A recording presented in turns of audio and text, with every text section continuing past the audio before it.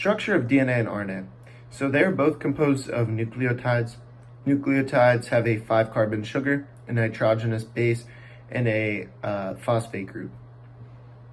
Now, A's and T's match up with each other, as well as C and G's in DNA.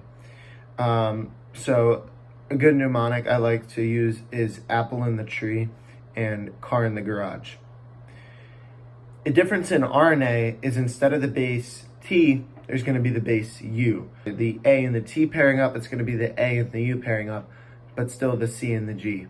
So when A binds to an U or a T, it forms 2 hydrogen bonds. When G and C bond together, it forms 3 hydrogen bonds. Okay, let me just talk about some details of DNA and differences between DNA and RNA. So DNA has deoxyribose as its base, whereas RNA has ribose as the sugar base. Now, the ribose has 1 more oxygen than the deoxyribose. This makes sense as deoxyribose, the D in it means like less. And yeah, now important differences between DNA and RNA. So the big thing is DNA is going to be more stable. DNA is a double helix, and its strands are anti-parallel. I'll talk a little more about that in a little bit. It has purine with pyrimidine, since it's 2 strands. And yeah, now RNA is single-stranded and it's way less stable. Additionally, there's going to be the sugar ribose instead of deoxyribose in DNA, and yeah. Okay, so I briefly talked about this, but DNA is anti-parallel. This just means that the 5' side lines up with the 3' side. Think of it as like a highway where the right side of the road is the part where it's going to be moving in one direction and the left side is going to be moving in the other direction, and they're just flipped sides of each other. Okay, so DNA replication, an important thing is that it's going to be following the semi-conservative model, as you can see here. This is essentially meaning when the DNA replicates, on the first time it replicates, the daughter DNA, half of it is going to be newly synthesized DNA that's like not from the original, and the other half of it is going to be the original DNA from the same strand before. But as the DNA keeps replicating, there's going to be more newly synthesized versions of it, and the original, like the same exact one from the original strand, is still going to be there, but it's going to be like less common. Okay, so let's talk about the basics of DNA replication. So there's going to be a couple important enzymes and proteins. So let's talk about a couple of them. So topoisomerase, you know how DNA is twisted into a double helix? This is pretty much the topoisomerase is gonna sort of untwist it into it's gonna get rid of that double helix and allow it to be opened up. Now the helicase, think of it as a zipper. It's going to pretty much unzip the 2 strands of DNA that are connected together, that are bonded together. It's going to break those bonds and like unzip it in a way. So once it's open, an RNA primer is added to the chain by RNA polymerase 3. So RNA polymerase 3 adds the primer, and I like to think of the primer as sort of like scaffolding. It's there temporarily just to get things started, but once the process is done, it's going to be removed and replaced with something else. But we'll talk about that a little bit later. DNA polymerase adds DNA nucleotides to this RNA, and it builds in the 5 to 3 direction. This causes one strand to be leading and one to be lagging. So the lagging strand, it doesn't build continuously. There's lots of RNA primers need to be built from the RNA polymerase 3.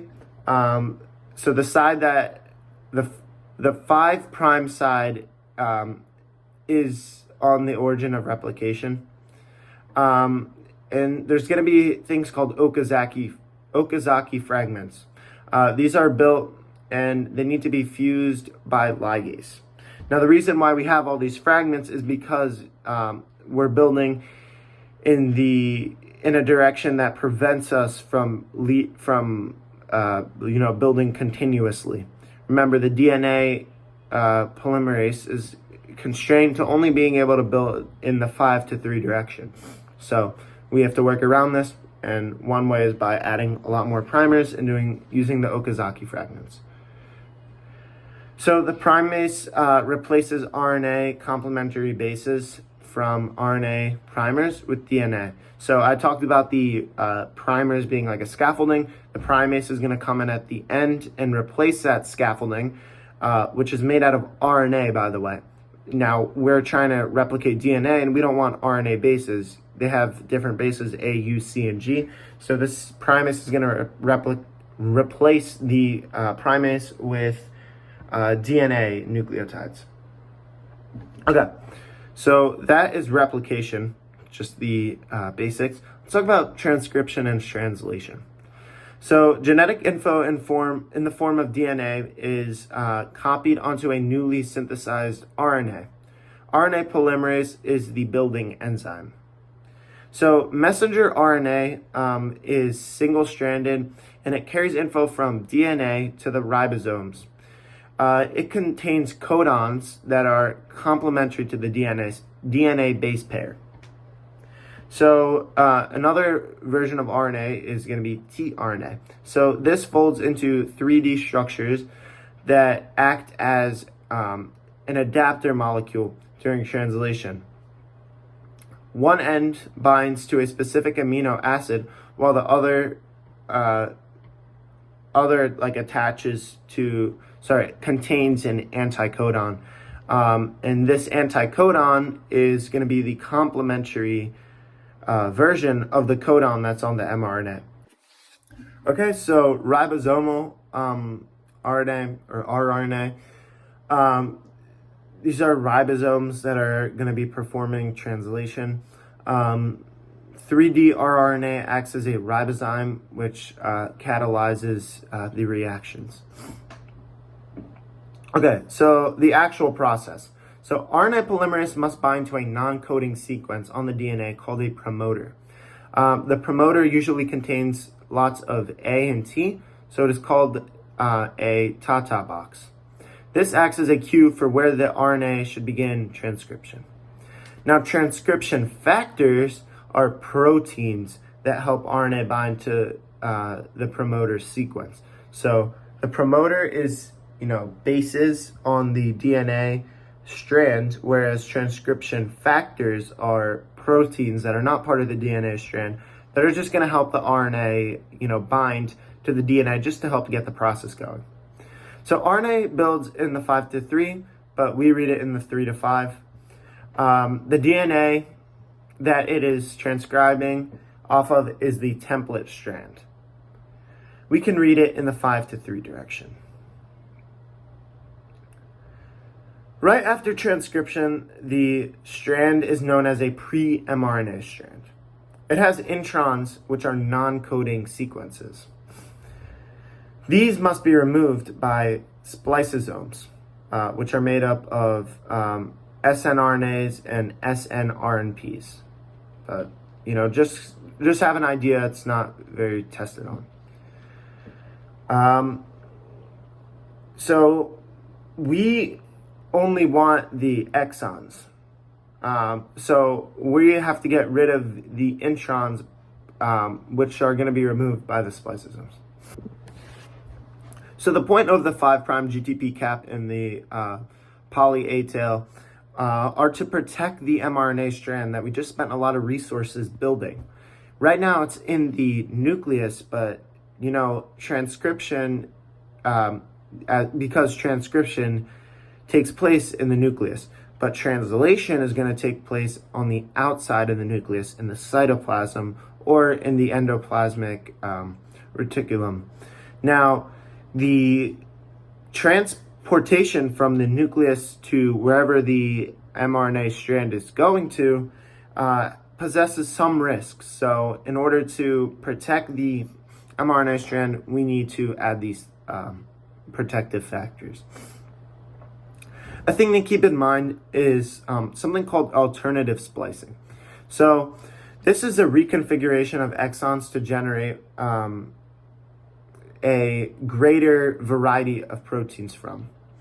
So let's say we have 3 exons in our mRNA strand.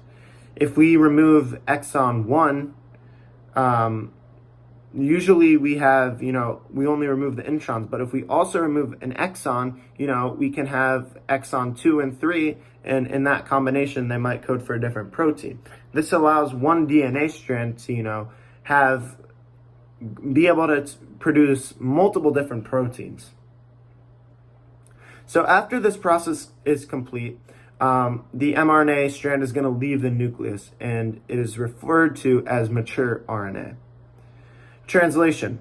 So ribosomes are the ones that do translation. They're found in the cytoplasm floating around.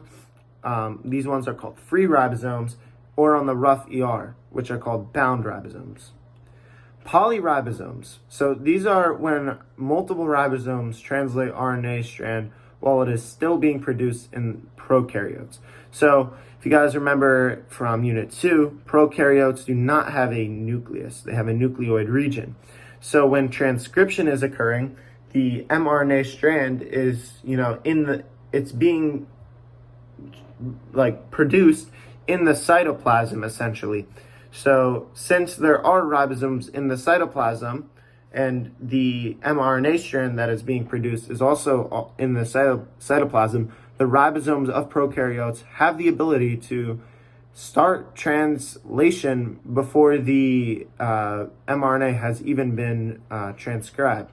And additionally, one thing to keep in mind is prokaryotes do not do they don't have introns, they only have exons.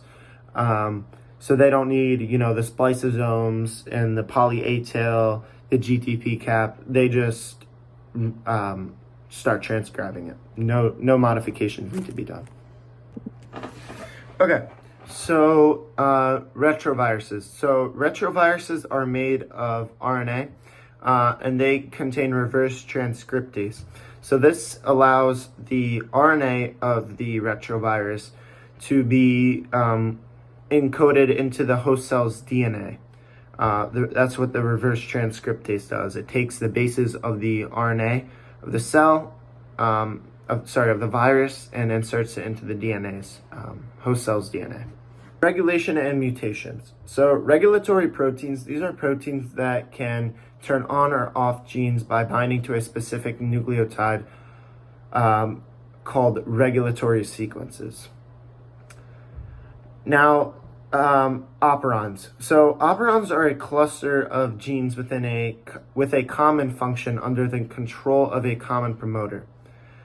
So they contain a couple important factors. They contain the promoter, the regulator gene, the promoter for the structural genes, the operator, and then the structural genes, which is the coding region of the operon.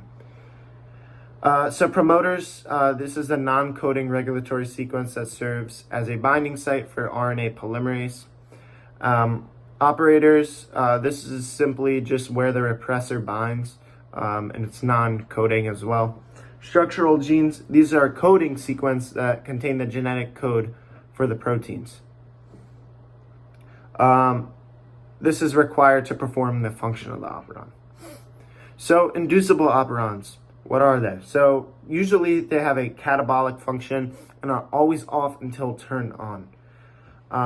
When on, the inducer molecule is present and it binds to the repressor proteins, allowing for transcription. And a great example of this is the lac operon. Now, another one that's important is the repressible operon. Epigenetic changes.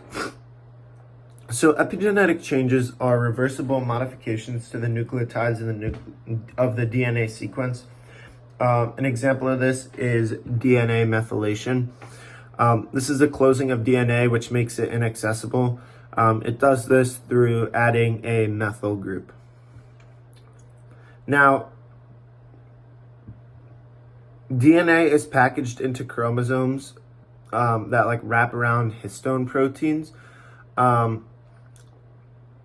can also do acetylation, which is the adding of an acetyl group, which makes the chromosome more accessible for transcription. Euchromatin, DNA that is more loosely wound around the histone proteins and is more accessible to RNA polymerase. Heterochromatin is the opposite. It's DNA that is more tightly packed around the histone proteins, making it less accessible for transcription. siRNA is single-stranded and binds to mRNA, causing it to be double-stranded. Mutations. So mutations are changes in genetic material. They provide variation. They can be caused by environmental factors and chemicals or radiation, or by random errors by DNA replication.